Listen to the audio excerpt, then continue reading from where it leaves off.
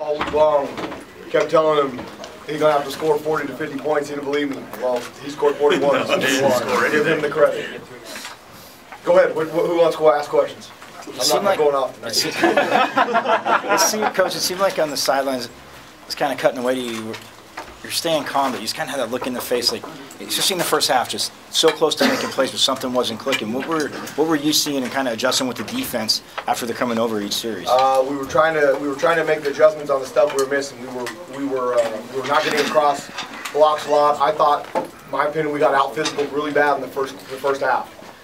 We had a couple opportunities to make some plays in coverage we didn't make, and I mean, we get them on the very first series. He scrambles out around, and we let him get away when we got him down to third and long. I mean, in the first half, they were 3 of 7 on third downs. I think they were 6 of 11 in the second half to get 9 of 18. We got to be a lot better than that. I thought for 3 quarters it was atrocious defense, and then the fourth quarter, I told you, I mean, after the Stanford and then we had the USC, those coming to Jesus meetings, we get down 21-40, and I mean, we had to call them up again and tell them, look, guys, I mean, this is a critical time in what we're trying to build. You can either lay down and they're going to embarrass you, or you can fight back. And if you make a couple plays and get some turnovers like we had the last couple of weeks, you can give the offense a chance to score and we'll have a chance to win. And to their credit, what we're building around here, they keep fighting. They keep fighting and fighting and fighting, and they find a way to have a chance to win, and tonight we finished it. What is it about this team in the fourth quarter, because you outscored your opponents substantially? I think, like I said earlier in the week, everything we do in this program is about competing. They compete until the very end. And we kind of have a slogan on defense, and it's kind of the whole team. The team that plays the hardest, the longest wins. And that was what took place tonight. Red zone defense, pretty successful overall, forcing a lot of field goals. Obviously resulted in those extra points that ASU needed at the end there. So how can you speak to the red zone defense? I think the guys made plays. I mean, a couple of the long rollouts by Tate. They're down the one on Kobe. Kobe's in great position. And a 5 guy over a 5'9" guy is going to win that battle 9 out of 10 times. Kobe had the ball in his hands, and he just reached over him, and he came over to me, and I asked him, I said, Kobe, you need some help? I mean, I get it. He goes, Coach, no. And give Ashari Croswell some credit now, because that young man got beat up early on in the season with all the PIs and all the stuff that he wasn't doing. He made a play on that 2-point play over there where they threw a fade to 19, and he came flying out of nowhere to knock it away. That's red zone defense. I mean, I mean, big time players make big time plays in big time games. And he's becoming pretty special. So Rob, when you look at the offense, I mean, they were very, very slow start in the first half. What do you attribute that, and what happened in the second half? You know, it was just really disappointing, because at this point in time of the year, you should, as a coach, you kind of should know what you're going to get. And you know, the 3 games before the Oregon game, you know, I thought that we had got that fixed. That's who we were. We start drives out. We run the football. We play action. We bootleg. We string long drives together. We eat up the clock, and you know. And then the Oregon game, you know, we kind of started doing what we did for 3 quarters tonight, and that's going backwards on first down and second down. So that was very disappointing. And we just kept telling the kids, guys, if you will just stop going backwards, we'll win this football game, especially on first down. I mean, it's so hard to overcome. You know, and you're calling plays at 2nd and 14, it's 3rd and 11, or it's 1st and 15 or 20 and all that stuff. So you just can't be a very good football team when you do stuff like that. So we got into the fourth quarter and calmed down a little bit. Give them credit. I agree with Coach. They out-physicaled us in the first half, especially up front.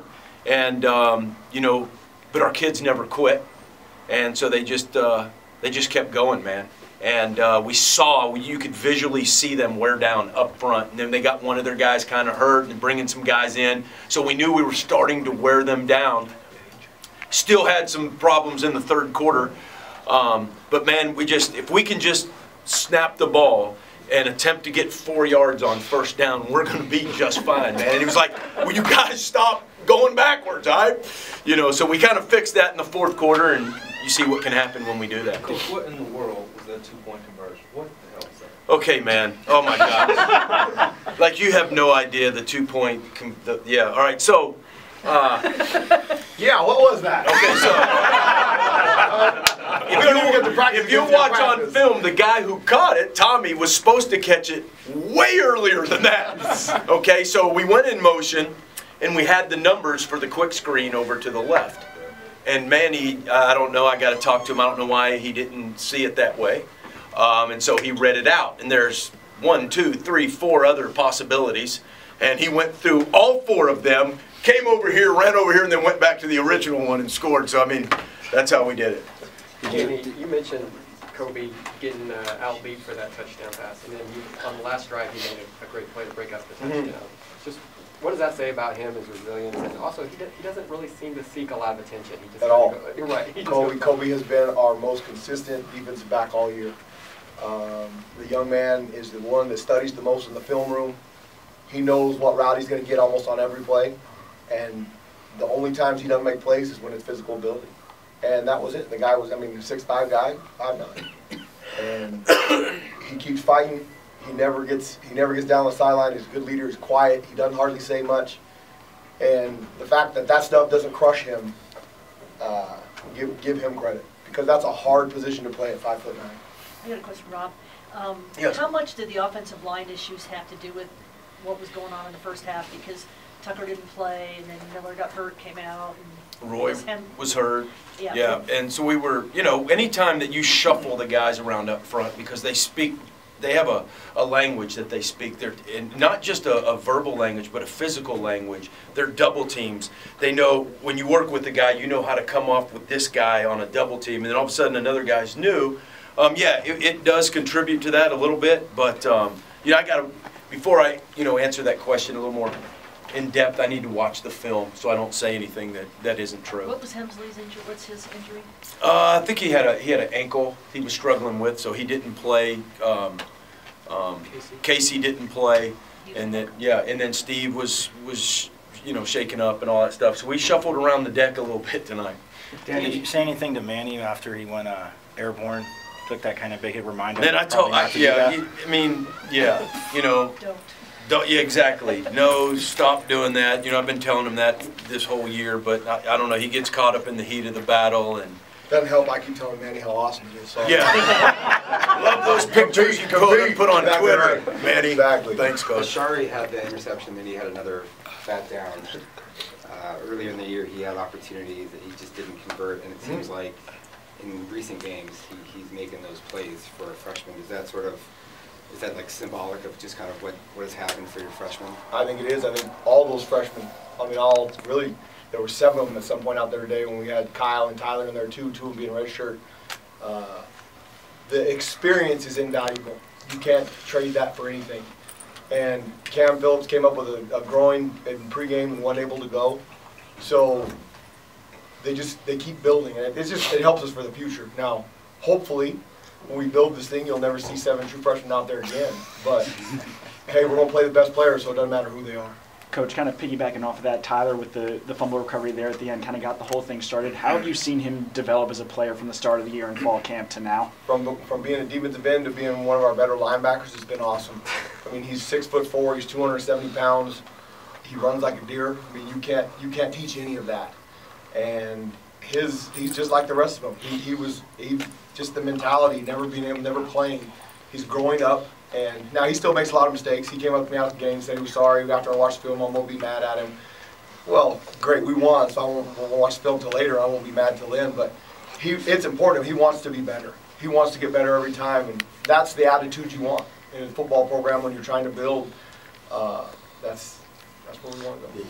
You said it was supposed to be a pass at first. Is that kind of what it was? Yeah, it was a pass check run, and Manny did a good job. You know, that was part of the scheme. They were getting in a too high shell, and we had so we had a bang post going to go to Nikhil, or we had I think with Brandon Ayuk might have been in at the time. I'm not sure. He was the slot receiver. He had a numbers fade. And so we had 2 good choices against 1 high safety, but they went too high, and Manny did what he's supposed to do. He checked to a run, and we popped it.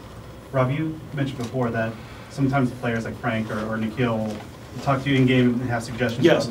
Was there any player suggestions today that you have eventually implemented? Yeah, I talked to Nikhil early, and I said, look, I see what they're doing. It's going to frustrate you. They're doing they're going to double you in the 2x2 spread out look when you're the inside receiver, and they did.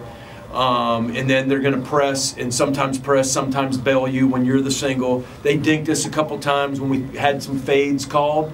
Thought we were going to throw it deep, and then they bailed out to cover 3. Caught Manny one time early in the first quarter. I think you guys might have seen that on the left hash.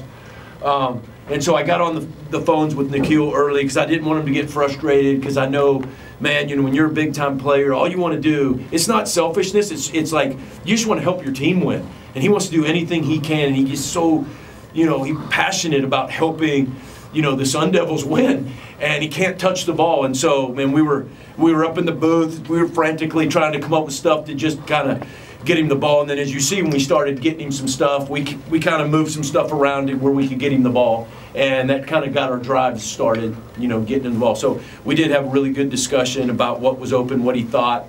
We kind of changed, when they bailed out, he changed the streak to a hitch. So we started doing that off of their press bail and caught him a couple times, which was good. One more, Jeff. Yep. Danny, I can't remember if it was when they were up by 19 or up by 16, but they started to run the ball and try to run the clock off there. How much did that help trying to get a grip back on the game and flip it around? I think it helped a little bit, but I think the guys up front on the defensive side of the ball, they knew they were going to have to run the ball. I mean, when you know they're going to run the ball, they know what it is. It's man against man. It's whoever's going to be tougher at that point. And our guys, we were kind of selling out to stop the run. I mean, they could probably hit some deep shots. When we put those guys on islands now, there's no free safety, so those guys outside have to make plays, so we get more numbers in the box. We try to do that a little bit earlier, but then when we didn't get to them, you don't get a lot of pressure. So 14's able to run around and take pretty special. He can make those plays. So we didn't think they were going to do that at that point. They were going to try and be conservative, burn the clock, get first downs. They were getting first downs on some of those plays earlier. They weren't able to. So that was we put more guys in. Thanks, everyone. Thanks a lot.